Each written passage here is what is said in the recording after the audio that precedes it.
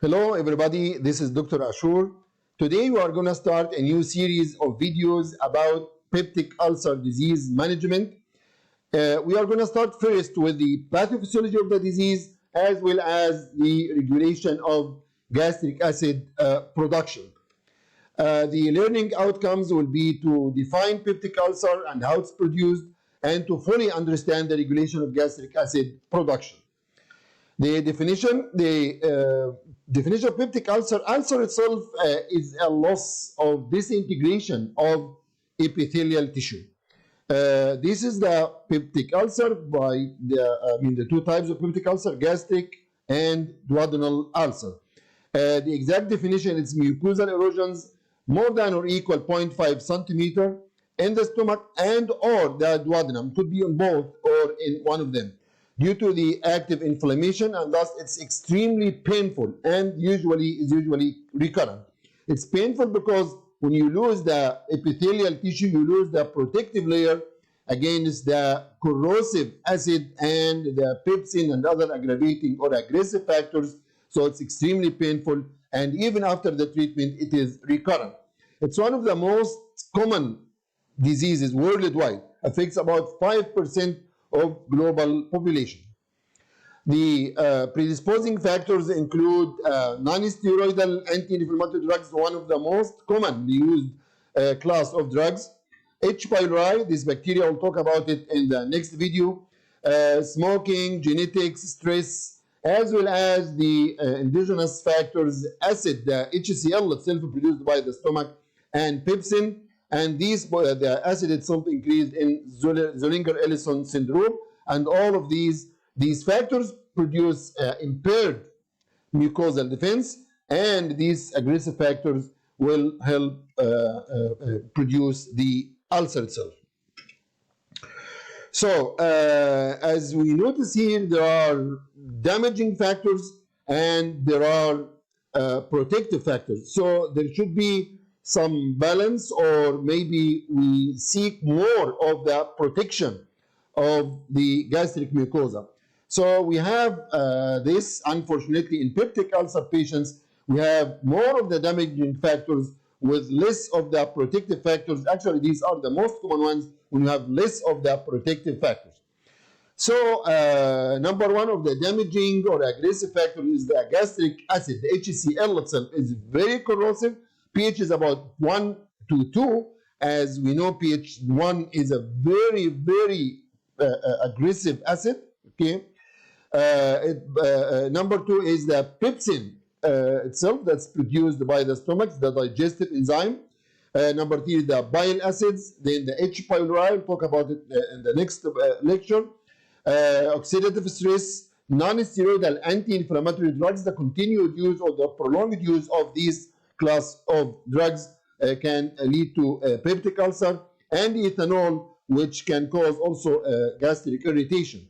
The protective factors include the mucus. So the gastric mucosa is lined up with a very protective, nice layer of mucopolysaccharides enriched with sodium bicarbonate. The pH of sodium bicarbonate is about 7 to 8. So all of these will form like a protective layer or a seal against the bad diffusion of the acid or the pepsin into the inner tissue of the gastric mucosa or the gastric tissue. Then the mucosal blood flow. Actually, the prostaglandins enrich the blood flow into the mucosa, so there is more of the blood flow. Blood will brings the nutrients as well as the sodium bicarbonate. This sodium bicarbonate also will come with the blood, so this will help protect the gastric mucosa, as well as it will enrich these cells with nutrients and oxygen, so they will be healthy. So prostaglandins does these three effects. The apical membrane resistance, so there is a very tight junctions between the apical cells, so it's impermeable to the acid and the pepsin. Gastric surfactant, which is phospholipids that again form, also prevent diffusion of the gastric acid and the pepsin. Restitution and regeneration. The regeneration we can understand, so that when there is a dead cell, they can the gastric epithelium can regenerate itself. And restitutions means migration of the dead tissue, and cells will come from beneath and replace the loss of epithelial tissue. And then nitric oxide, which can do most of these things, can increase the bicarbonate secretion, mucosal secretion, increase mucosal blood flow, and the blood flow itself is very important, as we know, to provide more nutrition and oxygen. Okay, the physiology of gastric acid secretion. Okay, there are multiple central and peripheral pathways that contribute to a common endpoint, which is secretion of proton by the parietal cells. Parietal cells are the cells that produce the proton, okay, which is to form at the end the HCl, the gastric acid.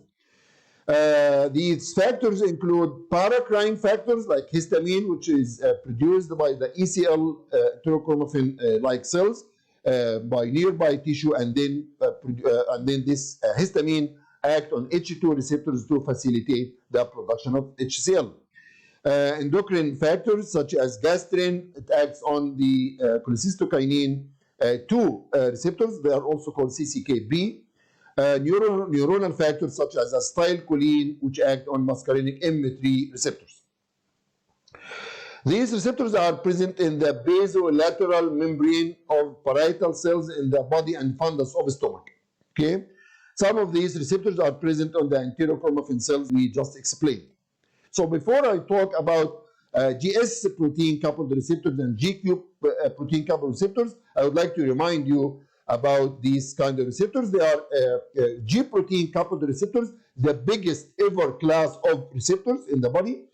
And we have the first one is the GS PCR. Okay, so now this is the G protein coupled receptor. This is the ligand. This G protein could be, generally speaking, could be GS or GI. Okay, GS will stimulate adenylate cyclase. Okay, and adenylate cyclase will convert A to B into ATP into cyclic AMP, which will activate protein kinase A, which will phosphorylate functional proteins. And GI is the opposite of that. And then we have the GQ. GQ, when the receptor is activated by the ligand activates phospholipase C, which degrade PEP2 into diacylglycerol and inositol triphosphate, which will facilitate the release of calcium. And the DAG, diacylglycerol, will activate protein kinase C, which will phosphorylate certain enzymes. So this is the main part we need to talk about here. So now we can talk easily about that. So the gastric acid secretion parietal cells in the mucosa is stimulated by these three factors: acetylcholine, neuronal; histamine, paracrine; gastrin, endocrine. I'm just reminding you. So acetylcholine and gastrin bind to GPCR, G protein coupled receptors that are coupled to GQ. So they are GQ-PCR. Okay. And this will increase intracellular calcium, as we just explained, and this will increase the production of protein kinases. The H2 receptors, the receptors for histamine, are GPCR, GSPCR. They activate adenylate cyclase, which will activate protein kinase A. So then these two pathways, okay, these calcium and cyclic calcium means the GQ-PCR CAMP dependent pathway, which means the GSPCR. Okay, these activate the proton pump, which is potassium or proton potassium ATPase. Please remember potassium. Okay, the proton pump, which creates proton exchange for potassium across the parietal cell membrane into the lumen of the stomach. Okay, this will increase acid production. So chloride channel couples chloride efflux to the release of proton. So whenever there is a proton, there is chloride. Now we have the HCl, right? Easy, right?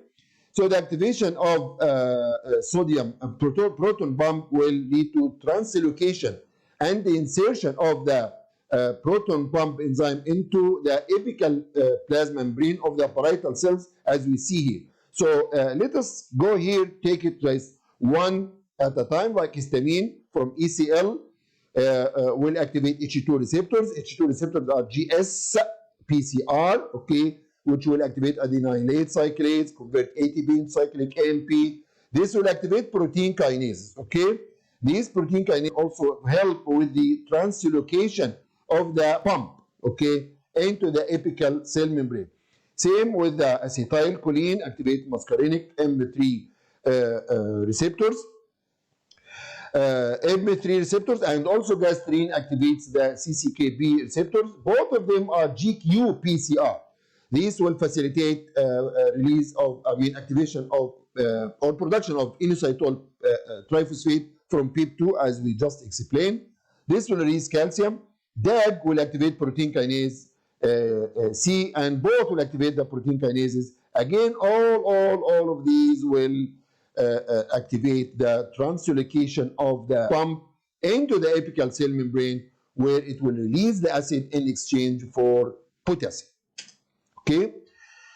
The CNS, number one, the acetylcholine itself. Acetylcholine mainly modulates activity of the enteric nervous system via acetylcholine.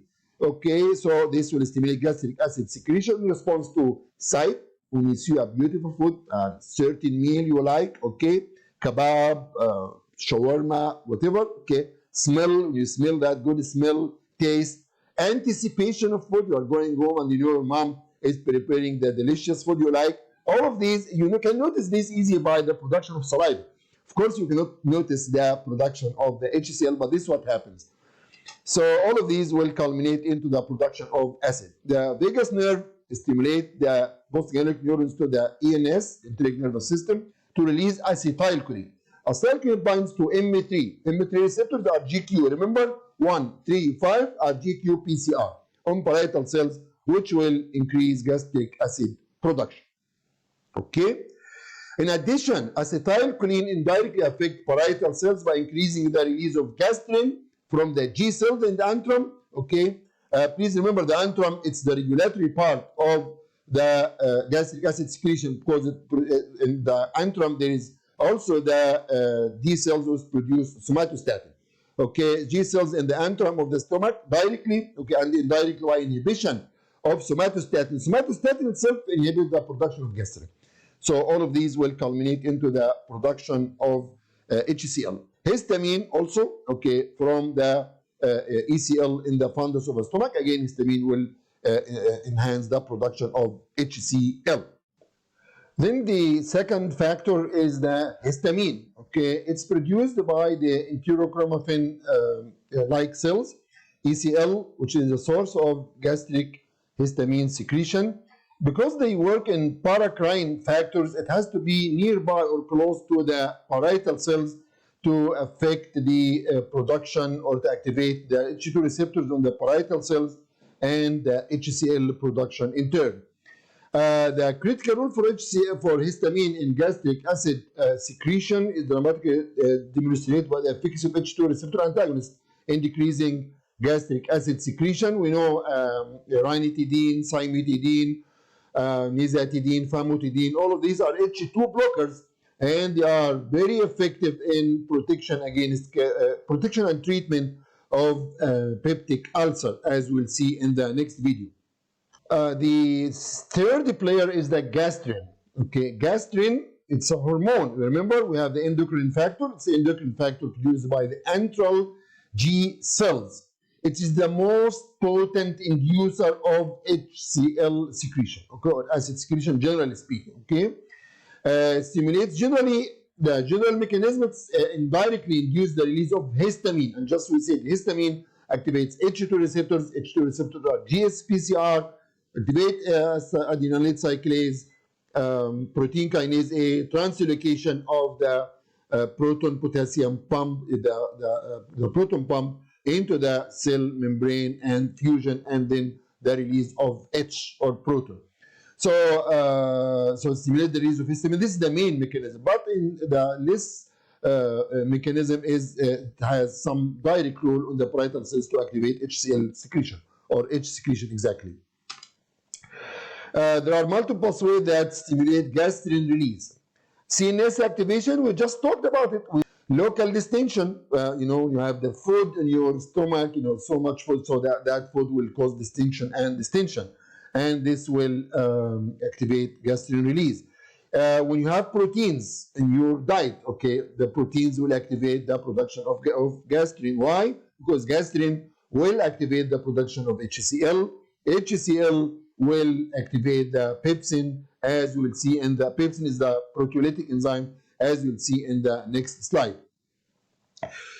Gastrin level itself has to be regulated, otherwise you will have too much acid. Okay, so if you have, if there is less acid, there will be more production of gastrin. If there is more acid, there will be production of the counterpart of it, which is somatostatin, which will inhibit gastrin secretion.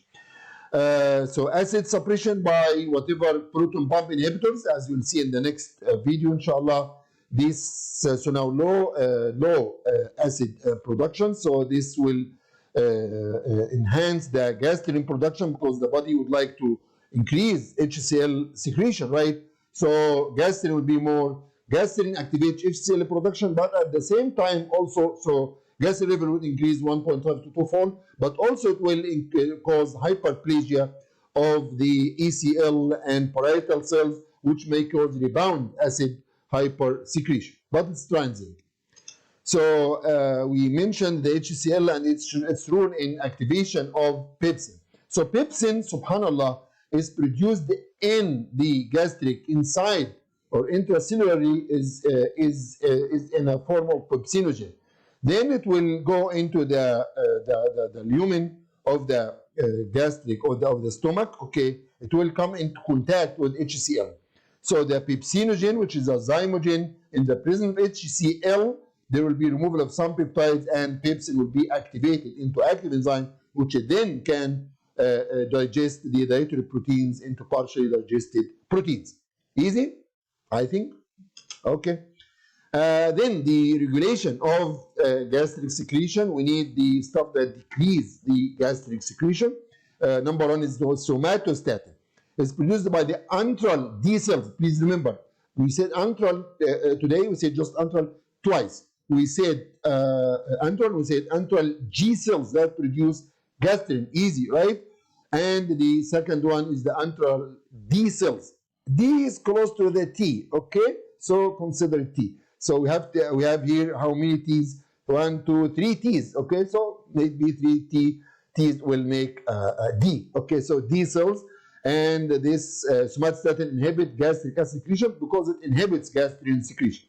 So acidification of gastric lumen into a pH less than 3 will stimulate somatostatin release. We said in the previous slide, low acidity will stimulate gastrin release.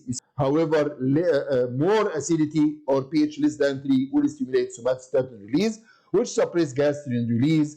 And this somatostatin produced cells, they are decreased in patients with H. pylori infection. Okay, so that's why we will have in the next video like 2 or 3 slides about H. pylori, how to deal with this infection. And this H. pylori in turn will cause excess gastrin production. The second protective player is the prostaglandins. We say prostaglandins, generally speaking, E2 and I2, they increase, we said they do 3 things at least, right? Increase mucus secretion, bicarbonate, they increase mucosal blood flow, okay? In addition, also they inhibit HCl secretion. All of these are protective factors against any gastric erosion. They are synthesized by the gastric mucosa. These prostaglandins bind to EP3 receptor. EP3 receptors is GI-PCR. So alhamdulillah, today we say GS-PCR, histamine receptors. GQ-PCR, gastrin receptors, CCK2, and muscarinic M3 receptors, right? And this is here the GI-PCR. So this mechanism is very helping us so much, alhamdulillah. So this EP3 GI PCR, this will decrease the activity of cyclic adenylyl cyclase, which will decrease the production of intracellular cyclic AMP This will decrease also gastric acid secretion. Just to highlight the general mucosal defense mechanism and repair, okay, the pre-epithelial, okay, we have the mucus. So here, pre-epithelial, before even reach the epithelial tissue, there is a mucus, which is rich in bicarbonate, subhanallah, okay, and also there is also a surfactant agent, which is the phospholipid. This mucus and the phospholipid will form a protective layer against the back diffusion of pepsin, which is a proteolytic enzyme. Now it's proteolytic. Here it was pepsinogen. Here it's pepsin. So here it's a very aggressive one. It will digest the proteins. The stomach itself is formed from so much proteins. So if it goes inside, it will digest the proteins in the gastric tissue, right? So here this mucus and phospholipids will prevent the back diffusion of the acid and the pepsin into the gastric tissue. Epithelial, on the level of the epithelium itself, there is a cellular resistance. So then we said there is a tight junction between cells, okay? And there is a restitution. We mentioned before, restitutions mean the migration of glandinic cells will come from below, and these cells will, subhanAllah, will seal this erosion and try to reestablish an intact epithelium. It doesn't get any better, right? So prostaglandins, we mentioned the PGI2, PGE2 will activate the EP3 receptors, which is GI, inhibit the H cell secretion and enhance mucus, bicarbonate secretion, and mucosal blood flow. And cell proliferation, the regeneration, mashallah, is very good, so cells can regenerate again. Okay, subepithelial, the blood flow, we said the nitric oxide can increase blood flow, prostaglandin can increase blood flow, leukocyte will help to produce immune response against invading bacteria such as the H. pylori and others. That's it for now. Thank you for your attention and see you soon in our next video. See you. Bye.